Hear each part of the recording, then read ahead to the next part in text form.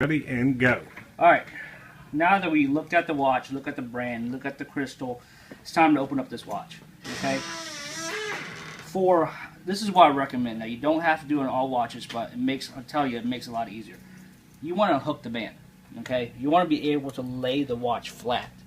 Kind of like what you see here, all these watches lay on the table. When you do that, it makes it easier to put the back on, because then you don't have the band in the way. So what I do is I either unhook it from the clasp, or if you need to, take out a pin. So in this case, I'm just going to unhook it from the clasp. Okay? Now, before you do anything, okay, you analyze the crystal. Now you're going to analyze the back. Is this a pop-off back, screw-off back? Is there screws holding them back? These are things you have to look out for. So in this case right here, that is a pop-off back. So what you do is find the lip. Okay, every watch has a lip. Okay, in this case, the lip is right here. Okay, it's a little indentation in the back.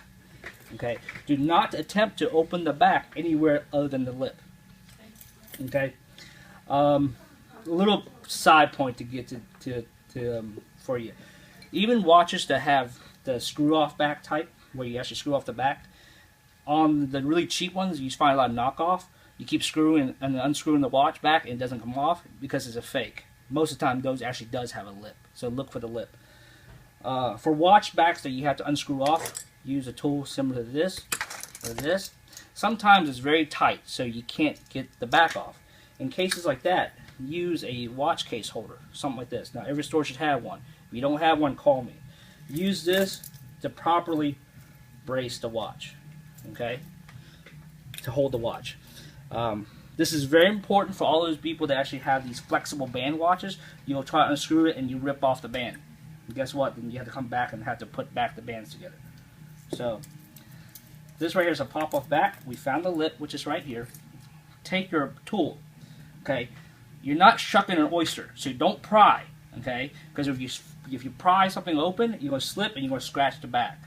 The proper way of doing this is actually taking the flat end of your tool, of your wedge, okay, up, starting on the front, and using the curve end towards the bottom of the watch. What you're going to do is you're going to stick your tool right into the lip and just push straight forward until it pops open like that. Okay, you don't have to pry it open; just push it straight to let the tool do its work. Okay, now you got the back off. So prying is, you use prying when you shuck an oyster. Yes, you pry when you shuck an oyster. Okay, not shucking an oyster. Okay, before you start prying out the battery, analyze how the battery is being held together. Okay, all batteries are actually held together by something. Okay, I'll show you. Okay, this particular battery right here. Let me get this thing zoomed properly. It's held in by this little clip right here. Okay. Some watches, like this movement, is held in by this little bar. Okay. Some batteries are held in by this plastic piece, and some batteries are held in something a little fancier by this little contraption right here. Also look at any instructions on the back. Like for instance, this watch right here, the back says that you have to short circuit the watch after you change the battery. Okay, you can change the battery all day long. It doesn't run until you short circuit the watch. Okay, so keep that in mind. If you have any questions about how to short circuit a watch, basically you take a pair of tweezers and you touch one end of the tweezers to the back of the watch, and the other one to the AC. Okay, it's a little thing dot that's marked AC. Unfortunately, I can't zoom it in for you guys, so I can't show it to you, but the instructions are right here. Pretty easy, actually. Okay, so going back to this watch. Okay, getting out the battery should not be that hard.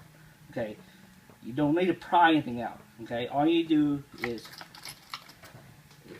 take a little screwdriver and just press back on the clip gently. Okay, and the battery will slide right out. Okay. In this case right here, this clip is right here. Okay, you just want to push it gently. Okay, what happens is when you push it too far, number one, it's going to touch the coil. Okay, you don't want that. So just push it gently. Okay, and the battery will pop out. You just slide the battery out. Now, on watches that you have this plastic piece right here, okay, this is very important. When you remove this plastic piece, always hold down the movement of the watch, okay? Put your thumb, your finger, any kind of finger, put something there to hold it down before you start prying on the plastic, okay? If you don't hold the movement down, the movement will come with the plastic off with the watch, and it will break the watch, okay? So keep your finger very there and pry off the plastic, okay? That's very important. Okay, so once the battery's out, you can pick the next battery. If you have a battery tester, test the battery to see if it's good before you change the watch, okay? Sometimes it's not the battery, like I said. If the battery's dead, change the battery. If it's not dead, you know, it's probably not the battery that's causing the problem watch not to run. Alright, so you got the watch battery out. Pause for a second, we'll start with video 3.